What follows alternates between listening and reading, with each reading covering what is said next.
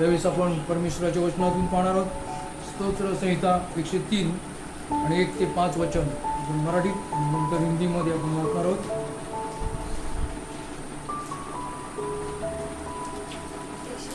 103 1 ते 5. हे माझ्या जीवा यहोवाचा धन्यवाद कर, माझ्या सर्व अंतर्यामा त्याच्या पवित्र नावाचा धन्यवाद कर. हे माझ्या जीवा यहोवाचा धन्यवाद कर आणि त्याचे सर्व उपकार विसरू नको. तो तुझ्या सर्व अन्यायाची क्षमा करतो, तो तुझे सर्व रोग बरे करतो आणि तो तुझा जीव नाशापासून खंडून घेतो. तो तुला प्रेम द्यायचा आणि करुणेचा मुकुट घालतो. तो तुझे आयुष्य उत्तम पदार्थांनी तृप्त करतो, म्हणून तुझे तरुणपण गरुडासारखे होते. मेरे मन यहोवा का धन्यवाद करो, जो और जो कुछ मुझ में है वो उसके पवित्र नाम को धन्य करे. हे मेरे मन यहोवा को धन्य करे और उसके किसी उपकार को न भूलना. वही तो मैं तेरे सब अधर्मों को क्षमा करता और तेरे सब रोगों को चंगा करता है. वही तो तेरे प्राण को नष्ट होने से बचा देता है और तेरे सिर पर करुणा और दया का मुकुट बांधता है.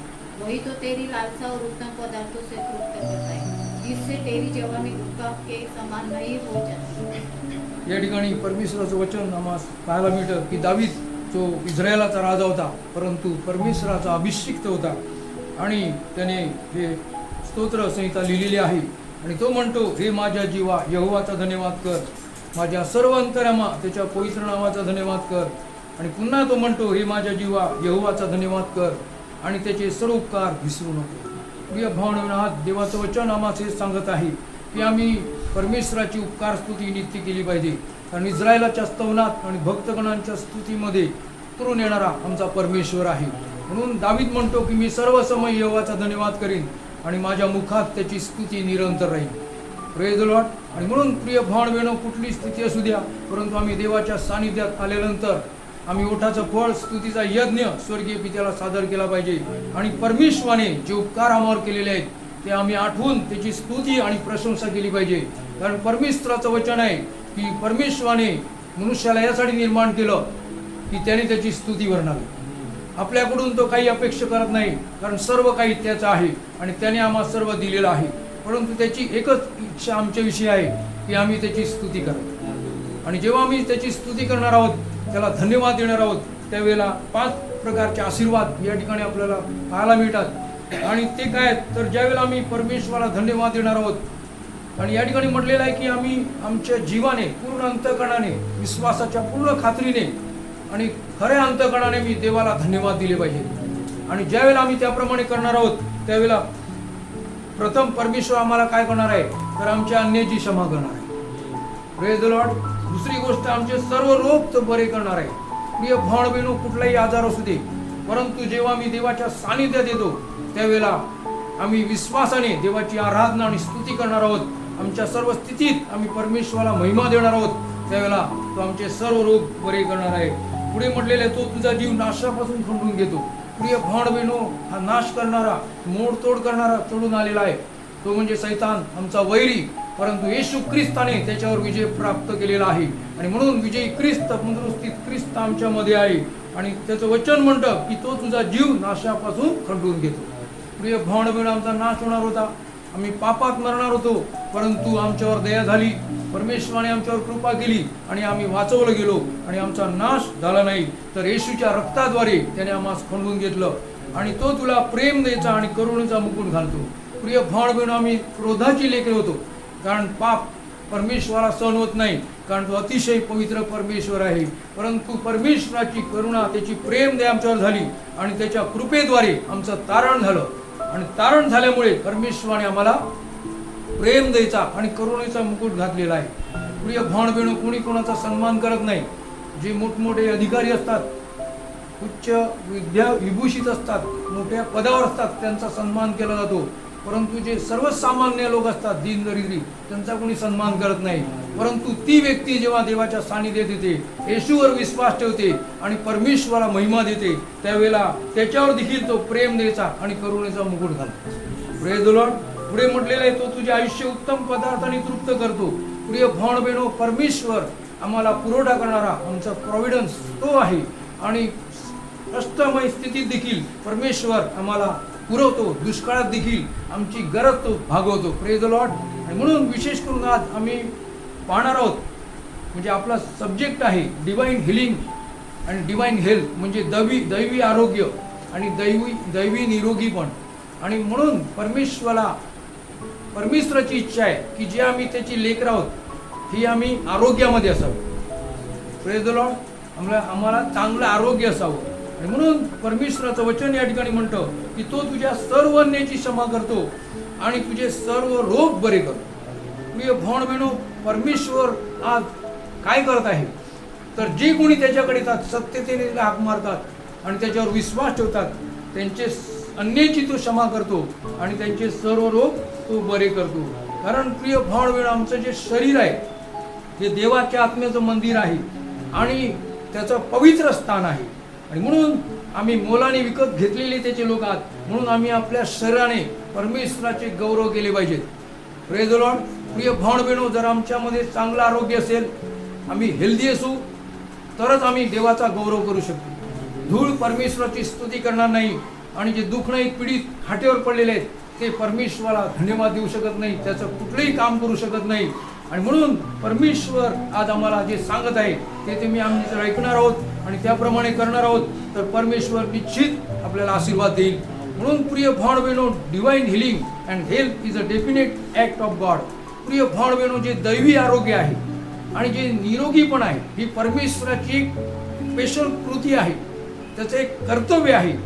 ते कशा प्रकारे, तर ज्यावेळेला आम्ही येशूवर विश्वास ठेवणार आहोत आणि पवित्र आत्म्याचं सामर्थ्य आमच्यावर असणार आहे आणि येशूच्या वचनावर आम्ही विश्वास ठेवणार आहोत आणि त्याच्या मौल्यवान रक्ताचं सिंचन आमच्या भोवती असेल, तर प्रिय भाव बहिणो, आमच्या जीवनामध्ये कुठलाही आजार असू दे, परमेश्वर त्याच वेळेला तो बरा करेल. Praise the Lord. आणि म्हणून म्हटलेलं आहे की the power of Holy spirit, the word of God and the precious blood of Christ, हे तीन गोष्टी आहेत. पवित्र आत्म्याचं सामर्थ्य जर आपल्यामध्ये असेल, तर आम्ही सुरुवातीला सांगितलं की आपलं शरीर हे परमेश्वराच्या आत्म्याचं मंदिर आहे आणि जर ख्रिस्ताचा आत्मा आपल्या हृदयात राहतो, आपल्या जीवनात राहतो, तर कुठलाही आजार असला तरी परमेश्वर तो बरा करील. Praise the Lord. तो आजार कायम राहणार नाही, तर त्याच्यातून तो तुम्हाला आणि मला सुटका देईल. आजाराची लक्षणं आपल्याला आढळतील, परंतु त्याचे इफेक्ट आपल्यावर होणार नाहीत आणि ते आपल्याला वाचवतील. आणि म्हणून where by the human body is cure, heal and repair, deliver from sickness. आणि म्हणून प्रिय भाव बहिणो, पवित्र आत्म्याचं सामर्थ्य, देवाचं वचन आणि येशू ख्रिस्ताचं रक्त, या तीन गोष्टीवर आम्ही विश्वास ठेवणार आहोत आणि त्याप्रमाणे आम्ही प्रार्थना करणार आहोत, तर आम्ही आजारी असू ते आम्ही बरे होणार आहोत. आमच्या जीवनात काही दुःख नसेल, त्याच्यातून प्रभू आम्हाला डिलिव्हरन्स म्हणजे पूर्णपणे मुक्ती देऊन आम्हाला त्या आजारातून सोडवणार आहे. आणि म्हणून प्रिय भाव बहिणो, आम्ही मोलाने विकत घेतलेले लोक आहात. म्हणून पुढे आपण देवाच्या वचनातून पाहणार आहोत की संपूर्ण जग हे नाना प्रकारच्या आजाराने ग्रासले आहे. प्रिय भाव बहिणो, आज जर आम्ही पाहायला गेलो तर सर्व जग आजाराने ग्रासलेलं आहे आणि सर्व रोग 39 गटामध्ये मोडले जातात. हे सायन्स आहे, हे मेडिकल सायन्सचं रिसर्च आहे की जे आजार आहेत ते सर्व आजार 39 गटामध्ये मोडले जातात आणि पवित्र शास्त्र आम्हाला स्पष्टपणे सांगत आहे की येशू ख्रिस्ताला 39 फटक्याचा मार सहन करावा लागला. त्याच्या पाठीवर 39 फटके त्याला सहन करावे लागले आणि बायबल म्हणतं की येशू ख्रिस्ताला बसलेल्या फटक्याद्वारे आम्हाला आरोग्य मिळालं आहे. Praise the Lord. प्रिय भाव बहिणो, हा विश्वास आमच्या जीवनात असण्याची गरज आहे. आम्हाला ख्रिस्ताची ओळख असण्याची गरज आहे आणि ख्रिस्ताने आमच्यासाठी जे काही दुःख सहन केलेलं आहे, वधस्तंभावर समर्पण केलेलं आहे, पवित्र बलिदान केलेलं आहे आणि जे फटक्याचे मार त्याने सहन केलेले आहेत, त्याच्यावर आमचा विश्वास असण्याची गरज आहे. आणि म्हणून प्रिय भाव बहिणो, 80 लाख जीव या जगामध्ये, किती 80 लाख, मग त्याच्यामध्ये पशु पक्षी मासे सरपटणारे जीव, लहान मोठे सर्व सजीव, सर्व जीव जंतू आहेत. आणि या सर्वात श्रेष्ठ हा मनुष्य आहे. आणि म्हणून प्रिय भाव बहिणो, 80 लाख आणि ज्या वेळेला परमेश्वराने जग निर्माण केलं त्यावेळेला प्रिय भाव बहिणो, that health was natural before sin enter in the world. प्रिय भाव बहिणो, जेव्हा हे जग परमेश्वराने निर्माण केलं त्यावेळेला हे जग कसं होतं माहितीये, त्याच्यामध्ये एक देखील आजार नव्हता. पूर्णपणे नॅचरल हेल्थ, एक नैसर्गिक आरोग्य आम्हाला होतं, म्हणजे आमच्या पूर्वजांना. परंतु ज्या दिवशी पाप जगात आलं त्या दिवसापासून हे आजार तयार झाले. आणि म्हणून प्रिय भाव, आम्ही देवाच्या वचनातून पाहणार आहोत. आम्ही उत्पत्ती आणि त्याचा पहिला अध्याय आणि 26 वचन, जेनेसिस चॅप्टर 1:26. उत्पत्तीचा पहिला अध्याय आणि 26 वचन.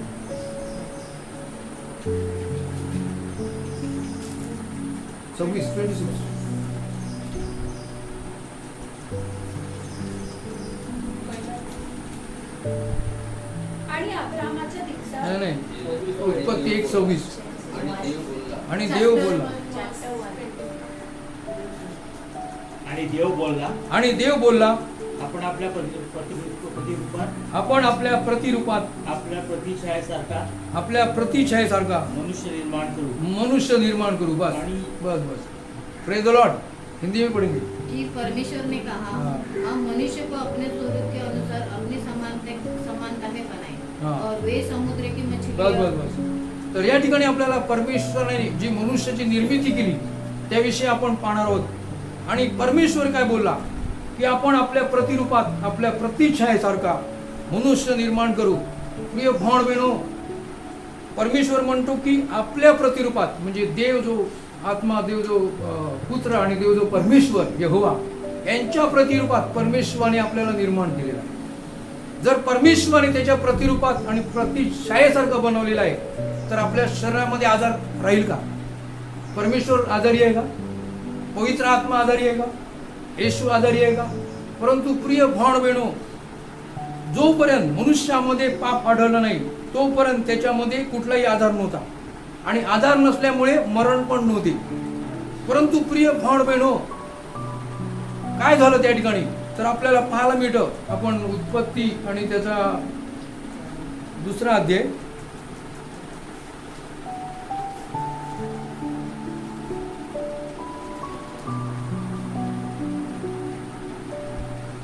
आणि त्याचं 17 वचन. परंतु बरे आणि वाईट, परंतु बरे आणि वाईट, जाणण्याच्या झाडाचे फळ जाणण्याच्या झाडाचे फळ तू खाऊ नको, तू खाऊ नको, कारण तू त्याचे फळ खाशील, कारण तू त्याचे फळ खाशील, त्या दिवशी तू खचित मरशील. त्या दिवशी तू खचित मरशील. हम हिंदी में बोलेंगे. और भले या बुरे के ज्ञान का जो वृक्ष है उसका फल तू कभी न खाना, क्योंकि जिस दिन उसका फल खाएगा उसी दिन अवश्य मर जाएगा. हा, तर परमेश्वराने जेव्हा आदाम हवेला निर्माण केलं आणि नंतर त्याने एदेन बागेमध्ये तिची मशागत करायला आणि तिची राखण करायला त्याने ठेवलं, तेव्हा परमेश्वराने आदामाला आज्ञा दिली आणि तो म्हणाला की तू बागेतल्या प्रत्येक झाडाचे फळ खुशाल खात जा, परंतु बरे आणि वाईट जाणण्याच्या झाडाचे फळ तू खाऊ नको, आणि कारण तू त्याचे फळ खाशील त्या दिवशी तू खचित मरशील. प्रिय भाव बहिणो, याचा अर्थ काय तर परमेश्वराने जेव्हा आपल्या प्रतिरूपात, आपल्या प्रतिछायेसारखा मनुष्य निर्माण केला, इतकंच नाही तर आकाशातील पक्ष्यावर, गुराढोरावर, सर्व पृथ्वीवरील सरपटणारे प्राणी प्रत्येकावर त्याने मनुष्याला अधिकार दिला. सर्व काही मनुष्याच्या कंट्रोलमध्ये होतं. जोपर्यंत पाप त्याच्यामध्ये आलं नाही, जोपर्यंत त्याने आज्ञाभंग केला नाही, तोपर्यंत सर्व जग या मनुष्याच्या हातात होतं. आणि या ठिकाणी आपल्याला पाहायला मिळतं की परमेश्वराने असं का सांगितलं की परंतु बरे वाईट जाणण्याचे झाड तू त्याचे फळ खाऊ नको. याचा अर्थ काय? मग तिकडे वाईट कुठून आलं? याचा अर्थ आहे की जेव्हा परमेश्वराने हे संपूर्ण जग, गॅलेक्सी, ब्रह्मांड, विश्व त्याने बनवलं त्यावेळेला त्याने स्वर्गामधलं जे सैन्य आहे, जे आद्य दूत आहेत, असंख्य दूत आहेत, ते देखील त्याने बनवले. आणि त्याच्यामध्ये 3 आद्य दूत होते. एक मिखाएल, एक गाब्रियल आणि लुसिफर. आणि लुसिफर जो होता तो पाखर घालणारा परमेश्वराचा दिव्य करूब होता. आणि परमेश्वर ज्या सिंहासनावर बसला आहे त्याच्या बाजूला उभा राहून तो पाखर घालत असे. आणि त्याचा व्यापार फार मोठा होता आणि पृथ्वीवरलं सर्व काही त्याचं होतं. परंतु ज्या दिवशी त्याचा मध्यभाग बिघडला आणि त्याने देवाच्या विरोधात बंडखोरी केली त्या दिवशी पाप त्याच्या हृदयामध्ये आलं आणि त्याने पाप केल्यामुळे परमेश्वराने त्याला स्वर्गातून पृथ्वीवर टाकलं आणि तेव्हा ते वाईट आलं. म्हणून सैतान त्या ठिकाणी आहे. गॉड इज एक्झिस्ट, सैतान ऑल्सो एक्झिस्ट. म्हणजे परमेश्वर जर आहे तर सैतान देखील आहे. काही लोक म्हणत नाहीत, परंतु ते विश्वास ठेवत नाहीत. परंतु आम्ही शास्त्र भाग वाचल्यानंतर आम्हाला समजतं की एक सैतानी शक्ती देखील या जगामध्ये कार्य करत आहे. आणि म्हणून परमेश्वराने आदाम हवेला आज्ञा केली की बरं आणि वाईट जाणण्याचं झाड आणि जेव्हा तू खाशील तू खचित मरशील. प्रिय भाव बहिणो, जसं सांगितलं त्याप्रमाणे आदाम हवेने आज्ञाभंग केला आणि ते फळ खालं आणि त्यांच्यावर मरण आलं. आणि मरण आल्यामुळे काय झालं? आम्ही रोमकरास पत्र आणि 5वा अध्याय 12 वचन. रोमकरास पत्र त्याचा 5वा अध्याय 12 वचन.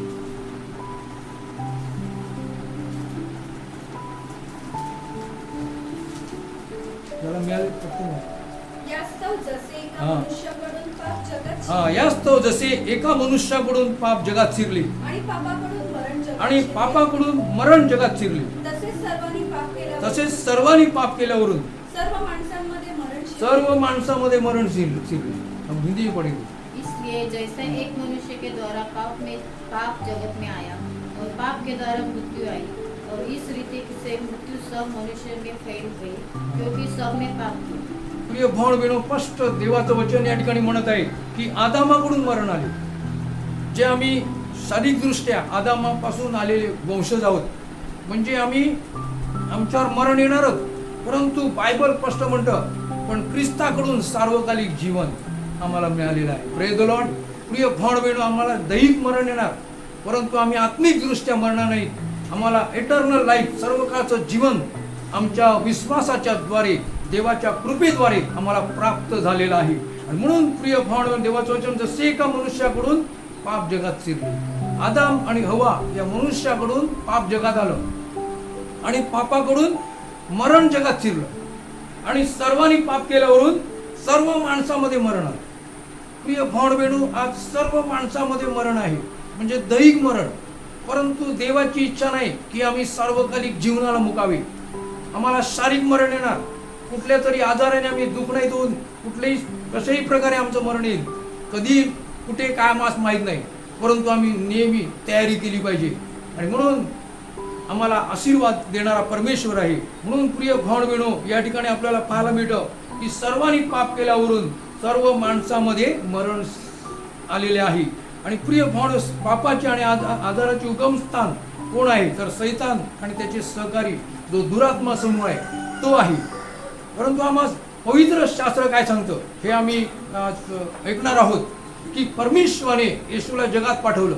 The Bible also teaches that God sent Jesus into the world to save men from all sins, heal men of all diseases, to deliver from demons, to answer all prayers for anything that the desires are covered by the promises of God.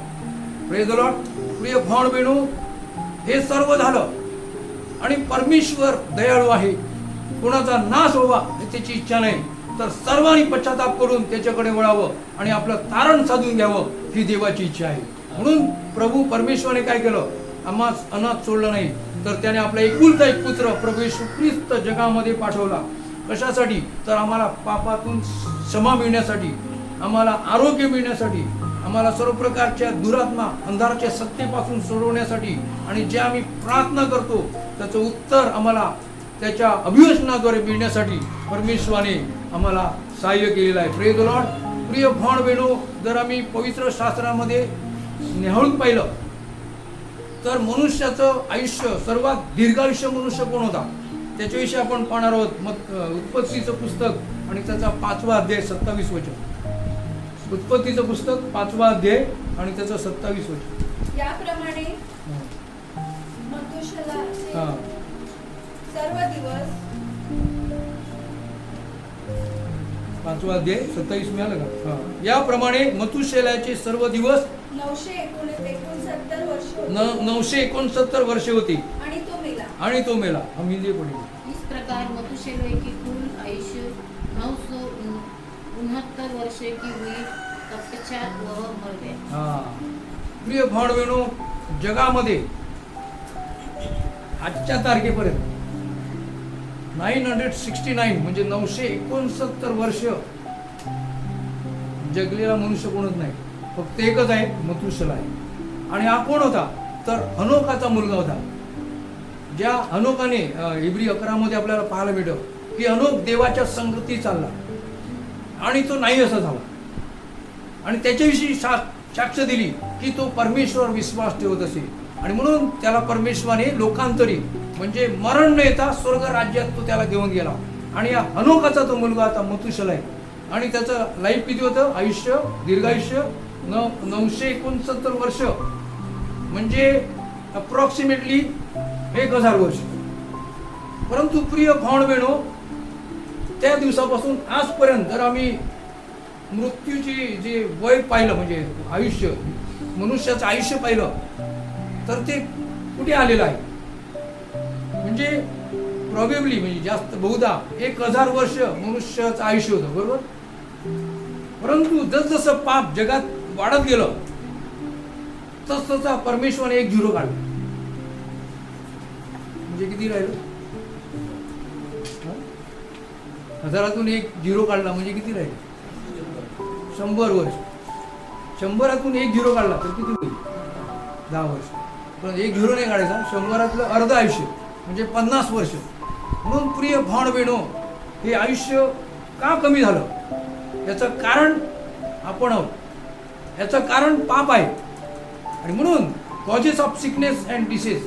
आणि म्हणून प्रिय भाव बहिणो, हे जे आजार येतात किंवा जे दुखणी येतात, याचं कारण काय? तर त्याचं कारण हे आहे की मनुष्याचं पतन झाल्यामुळे त्याच्यामध्ये सैतान व त्याच्या दुरात्म्याचे कार्य चालू होते. प्रिय भाव बहिणो, आम्ही पाप केल्यामुळे नाही, प्रत्येक मनुष्याने पाप केला आहे आणि तो देवाच्या गौरवाला अंतरलेला आहे. म्हणजे पाप जगामध्ये आहे, परंतु मनुष्याचं पतन झाल्यामुळे, प्रिय भाव बहिणो, पतन कधी झालं? सुरुवातीला आदाम हवा आपल्या पूर्वजांनी पाप केलं तेव्हापासून आमचं पतन झालं, मनुष्याचं पतन झालं. आणि त्यामुळे हे आजार आमच्यामध्ये आलेले आहेत आणि आजारामुळे मरण आमच्यामध्ये आलेलं आहे. म्हणून the Bible teachers that Satan demons are the source of sin. म्हणजे आम्हाला पवित्र शास्त्र सांगतं की हा जो सैतान आहे आणि त्याचे जे दुरात्मा समूह आहेत ते याला कारणीभूत आहेत, मनुष्य नाही. परंतु मनुष्याने आज्ञाभंग केल्यामुळे त्याच्यामध्ये आजार आली आणि आजार आल्यामुळे मरण आलं. परंतु प्रिय भाव बहिणो, प्रभू येशूने आपल्या वधस्तंभावरील मरणाद्वारे सैतानावर, पापावर आणि मरणावर विजय प्राप्त केलेला आहे. Praise the Lord. प्रिय भाव बहिणो, एका ठिकाणी सैतानाचं काम चालू आहे तर दुसऱ्या ठिकाणी प्रभू येशूने आपलं काम केलं आणि 2021 साल अगोदर गुलगुता टेकडीवर वधस्तंभावर त्याने आपला प्राण दिलेला आहे आणि त्याने आपलं रक्त सांडलेलं आहे. आणि त्यावरील विश्वासाच्या द्वारे प्रिय भाव बहिणो आम्ही वाचू शकतो. म्हणून ज्या येशूवर आम्ही विश्वास ठेवलाय त्याने काय केलं तर सैतानावर, सैतानाची कामं नष्ट करण्यासाठी प्रभू ख्रिस्त या जगात आला. आणि त्याच्यानंतर जे आम्ही त्याचे फॉलोअर आहोत, जे आम्ही येशूवर विश्वास ठेवणारे आहोत, ते आम्हाला त्याने अथॉरिटी दिलेली आहे. ती अथॉरिटी काय तर दुष्टाच्या सर्व शक्तीवर प्रभू येशूने आम्हाला अधिकार दिलेला आहे. आणि म्हणून येशूने आपल्या वधस्तंभावरील मरणाद्वारे सैतानावर, पापावर देखील विजय मिळवला. प्रिय भाव बहिणो, जेव्हा आम्ही प्रभूमध्ये येतो आणि त्याच्यावर विश्वास ठेवतो त्यावेळेला त्याचा पवित्र आत्मा आमच्यामध्ये येतो, त्याचं जीवन आमच्यामध्ये येतं आणि तो पवित्र आत्मा आम्हाला पापाविषयी खात्री देतो, पापाविषयी आम्हाला जाणीव देतो आणि आम्हाला त्याच्यापासून दूर राहण्यासाठी तो सावधान करतो आणि तसेच मरणावर देखील विजय मिळतो. प्रिय भाव बहिणो, येशूने मरणावर जो शेवटचा शत्रू आहे तो कोण आहे तर मरण, आणि तेच मरणावर येशूने विजय मिळवलेला आहे. Praise the Lord. आणि म्हणून जे विश्वासू लोक आहेत ते मरणाला भीत नाहीत. का भीत नाहीत? कारण त्यांना माहिती या मरणानंतर सर्व काळचं जीवन आहे. परंतु जे प्रार्थनेत नाहीत, जे देवावर विश्वास ठेवत नाहीत, त्यांच्यामध्ये भय असतं. मी कधी मरणार, मग माझ्या मरणासाठी तो घाबरतो.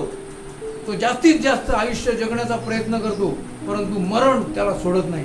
आणि म्हणून प्रिय भावण बहिणो, देवाचा नियम काय? तर जसे पेराल तसे उगवते, सोईंग अँड रिपिंग. आणि याच्यातून कोणी सुटणार नाही. मग किती मोठा माणूस असो, कसाही असो, तो जे पेरेल त्याची त्याला कापणी करावी लागते. जसे पेराल तसे उगवते.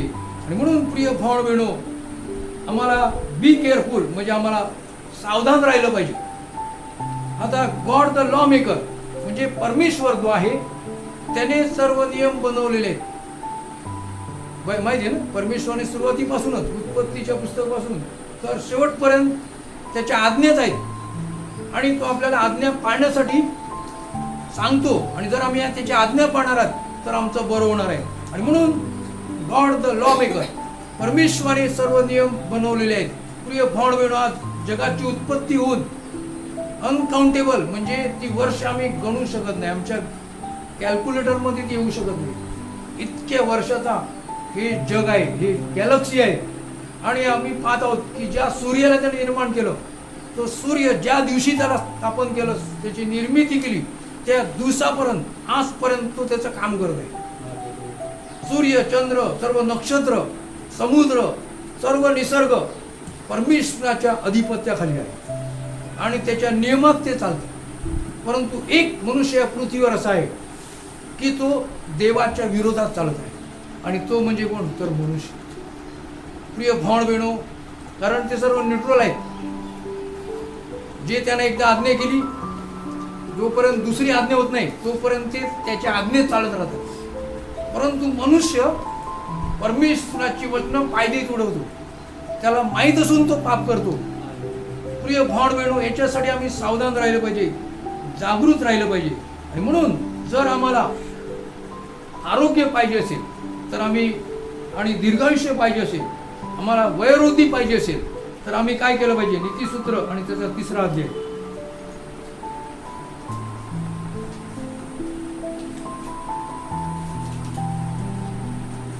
नीतिसूत्र आणि त्याचं 3रा अध्याय आणि त्याचं 1लं वचन.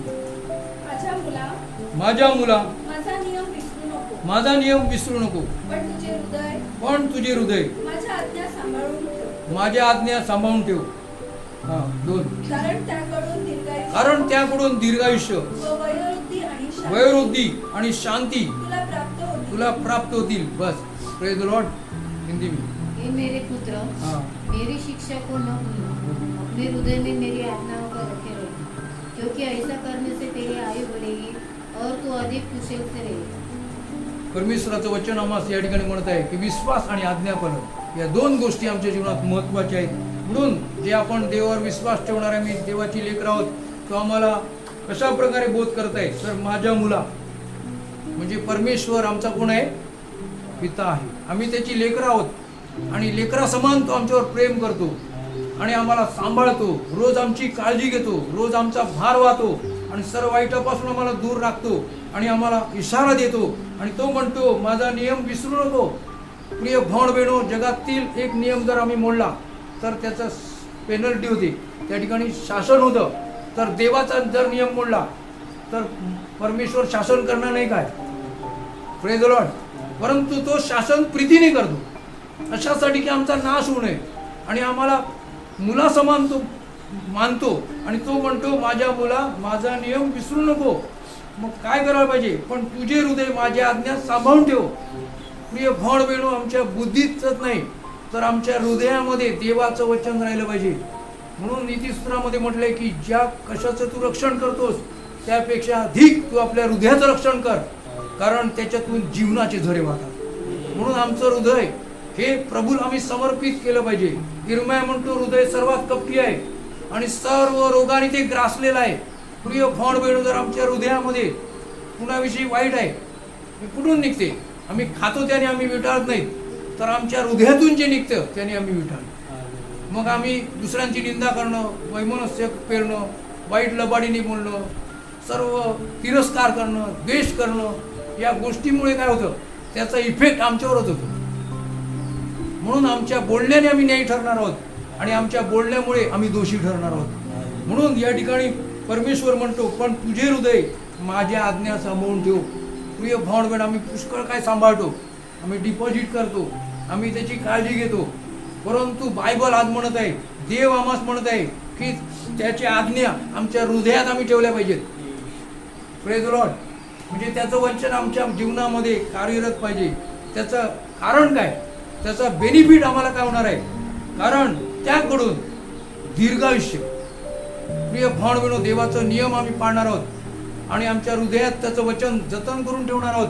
म्हणून बायबल म्हणतं की तरुण आपला मार्ग कशाने निर्मळ करील, तर देवाचं वचन आपल्या हृदयात जपणे. जर आम्हाला निर्मळ राहायचं आहे, पवित्र राहायचं आहे, निरोगी राहायचं आहे, तर आम्हाला देवाचं वचन आमच्या हृदयात घेतलं पाहिजे. Praise the Lord. पुढे म्हटलेलं आहे दीर्घायुष्य. प्रिय भावंड बहिण, आपण पाहिलं की मथुशेला आहे 969 इयर्स, 969 वर्ष राहिला आणि नंतर मेला. परंतु आज आम्ही पाहत आहोत की मनुष्याचं लाईफ स्तोत्र 90 मध्ये म्हटलेलं आहे की फार 60 वर्ष, शक्तीमुळे 80 वर्ष, परंतु त्याचा ताटा केवळ कष्ट आणि दुःख आहे आणि तो लवकर सरतो आणि विरून जातो, मरून जातो. प्रिय भावंड बहिणो, आम्हाला परमेश्वर आशीर्वाद देऊ इच्छितो. असे काही बायबलमध्ये म्हणजे मनुष्य आहेत, अब्राहम, इसाक, याकोब, की त्यांना कुठल्याही प्रकारचा आजार झाला नाही. ते अतिशय म्हातारपणात शांतीने मरण पावले. Praise the Lord. दावीद राजा देखील शांतीने मरण पावला.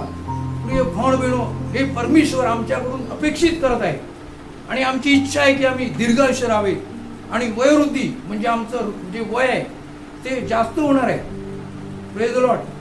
परंतु जर मनुष्य खूप वर्ष जगत आहे, परंतु त्याचं जर शरीर त्याला साथ देत नाही, तर त्याचा काय फायदा आहे का?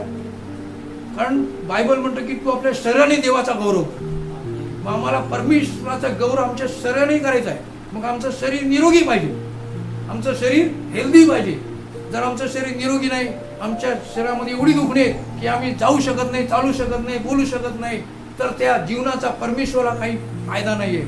आणि परमेश्वर ती इच्छा पण तशी नाही, तर देवाची लेकरं निरोगी असावीत, समृद्ध असावीत, सामर्थ्यशाली असावीत, त्यांच्यावर पवित्र आत्म्याचा अभिषेक असावा आणि ते इतरांना सहाय्य करणारे, देवाचं वचन गाजवणारे, प्रार्थना करणारे.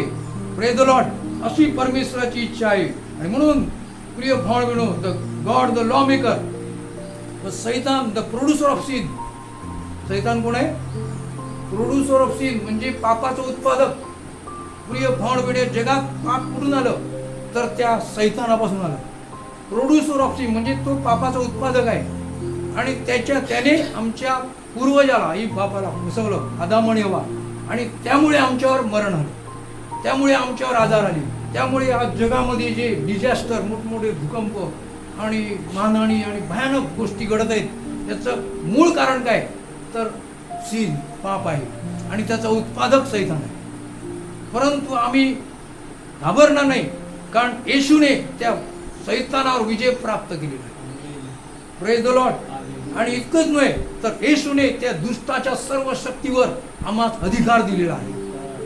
मग आमच्या जीवनात आजार येणार नाही तसं नाही, आमच्या जीवनात संकट, क्लेश, कष्ट, समस्या सर्व काही येईल, परंतु आम्हाला अथॉरिटी दिलेली आहे. जे येशूने काम केलं तेच आम्ही करू शकतो आणि आमचं चर्च मिनिस्ट्री करू शकतो. आणि त्यासाठी देवाने आचरण केलेले लोक आहेत, त्यांना अभिषेक केलेला आहे आणि ते देवाचं काम करत आहेत. आणि म्हणून प्रिय भावंड बहिणो, जर आम्ही देवाच्या आज्ञा पाळल्या तर आम्ही निरोगी राहणार. आम्ही त्याच नीतिसूत्र आणि त्याचा 3रा अध्याय आणि त्याचं 7 आणि 8. तू आपल्या दृष्टीने ज्ञानी असू नको, यहोवाचे भय धर आणि दुष्कर्मापासून दूर जा. ते तुझ्या देहाला आरोग्य व तुझ्या हाड्यास मज्जा होईल. Praise the Lord. अपनी दृष्टि में बुद्धिमान ना हो, यहोवा का भय मानना और बुराई से अलग रहे. ऐसा करने से तेरा शरीर भला चंगा और तेरी हड्डियां पुष्ट रहेगी. या ठिकाणी परमेश्वराचं वचन काय म्हणत आहे, तू आपल्या दृष्टीने ज्ञानी असू नको. प्रिय भावंड बहिणो, परमेश्वराने मनुष्य सरळ उत्पन्न केला, परंतु त्याच्या डोक्यातून अनेक कल्पना आल्या, अनेक बुद्धीने तो निर्णय घेऊ लागला. प्रिय भावबहिणो, 1930 साली 1930 त्यावेळेला फर्स्ट पेनिसिलिन आलं, माहिती आहे ना. पहिलं ॲलोपॅथी औषध पेनिसिलिन. त्याच्या अगोदर सर्व आयुर्वेद म्हणजे आयुर्वेदिक होतं, सर्व जडीबुटी म्हणजे जे देवाने निसर्गामध्ये ठेवलेलं आहे त्याच्यामध्येच सर्व आहे. त्याच्यामध्येच आमचे आजार बरे करण्याची शक्ती आहे त्याच्यामध्ये, परंतु ते आम्हाला माहीत नाही. परंतु जेव्हा हिजकिया राजा यशाया संदेशाद्वारे देवाचं वचन त्याच्याकडे आलं की तू मरणार आहे, तू आपल्या घराची तयारी कर, व्यवस्था लाव. हिजकिया राजा खूप रडला आणि त्याचं आयुष्य 15 वर्ष वाढलं. परंतु बायबल म्हणतं की त्याने जी त्याला जखम होती त्याच्यावर म्हणजे याचं अंजिराची ढेप लावली, अंजीर, आणि त्याचं दुखणं भरतं. Praise the Lord. म्हणजे आयुर्वेद म्हणजे जे नेचर आहे, जो निसर्ग आहे त्याच्यामध्ये सर्व आहे. सर्व रोग बरे करण्याची शक्ती त्याच्यामध्ये आहे, त्या जडीबुटीमध्ये आहे. परंतु मनुष्य सरळ असं उत्पन्न केला, परंतु त्याच्या डोक्यातून वेगवेगळ्या कल्पना निघाला आणि तो आणखीन पुढे गेला आणि जे निसर्ग असतो त्याच्यावर त्याने अन्याय केला. पुढे अगोदर आम्हाला पाहायला मिळतं की मनुष्य जेव्हा त्याने निर्माण केलं त्यावेळेला त्याने आकाशात जे पक्षी आहेत, समुद्रात जे मासे आहेत, जे पृथ्वीवर हिंस्र म्हणजे आज ते हिंस्र पशु आहेत परंतु पहिले तसे नव्हते, त्या सर्वांवर त्याने मनुष्याला अधिकार दिला. परंतु आज त्यांचा अधिकार आमच्यावर येत आहे. आज जंगल सोडून जे हिंस्र पशु आहेत, लायन म्हणा, बिबड्या म्हणा, ते सिटीमध्ये ज्या ठिकाणी मनुष्य वस्ती आहे त्या ठिकाणी येत आहेत.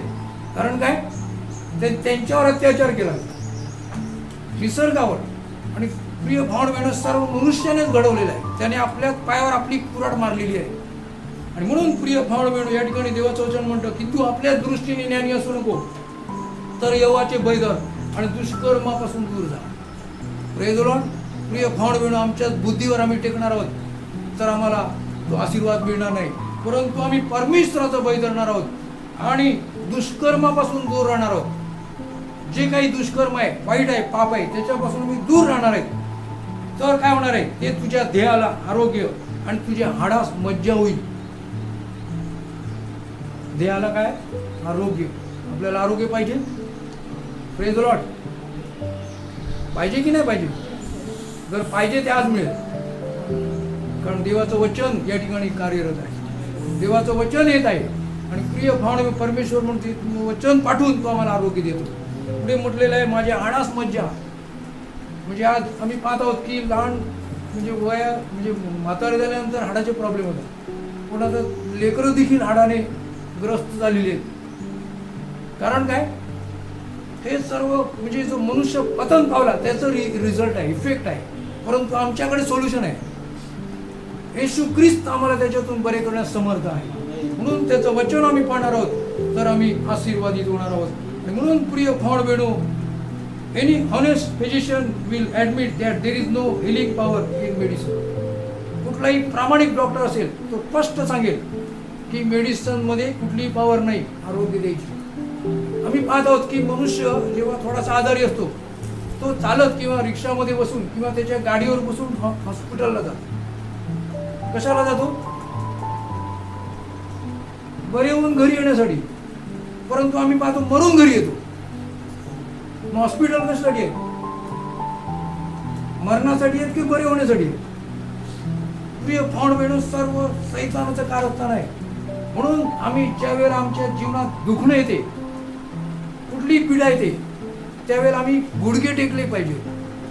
आमचा फिजिशियन, आमचा डॉक्टर येशू आहे. Praise the Lord. प्रिय भावबहिणो, कुष्ठरोगी आपल्याला पाहायला मिळतो. तो प्रभू येशू ख्रिस्त जात असताना त्याने पाहिलं आणि त्याने तो उपडा पडला येशूच्या समोर आणि त्याला सांगितले, प्रभू माझी इच्छा आहे की तू मला बरं कर. Praise the Lord. आणि माझा विश्वास आहे की मला बरे करण्यास तू समर्थ आहेस. प्रभू येशू म्हणाला, माझी इच्छा आहे तू शुद्ध हो. आणि त्याच वेळेला त्याचा कुष्ठरोग बरा झाला. प्रिय भावबहिणो, आमच्या मुखाने आम्ही कबूल केला पाहिजे की प्रभू माझा आजार बरे करण्यास तू समर्थ आहेस. Praise the Lord. हे प्रभू, हे संकट दूर करण्यास तू समर्थ आहेस. हे प्रभू, हे माझं पाप तुझ्या रक्ताने धुवून टाकण्यास तू समर्थ आहेस. आणि प्रभू म्हणेल माझी इच्छा आहे तू शुद्ध हो. Praise the Lord. माझी इच्छा आहे तू बरा हो. प्रिय भावण बहिणो, परंतु मनुष्य काय करतो? प्रथम वैद्याला शोधतो.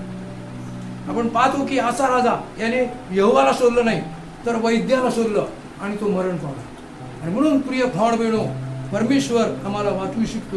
म्हणून एक नामांकित डॉक्टर US मधला, आणि त्याचं नाव आहे doctor US Weir Mitchell, greatest physician in US, आणि तो म्हणतो all healing is done by nature and God. Praise the Lord. एवढा मोठा डॉक्टरचं स्टेटमेंट काय? All healing is done by nature and God. आम्हाला जर आजारातून बरं व्हायचं असेल तर हे निसर्ग याच्यावर आम्हाला राहिले. निसर्गावर अतिक्रमण करून किंवा त्याच्यावर अत्याचार करून आम्हाला आरोग्य मिळणार नाही. Praise the Lord. आणि आम्ही प्रभूवर विश्वास ठेवला पाहिजे. आणि म्हणून आज आम्ही पाहत आहोत की 60% लोक heavy antibiotics, heavy allopathy medicine दिल्यामुळे मरतात.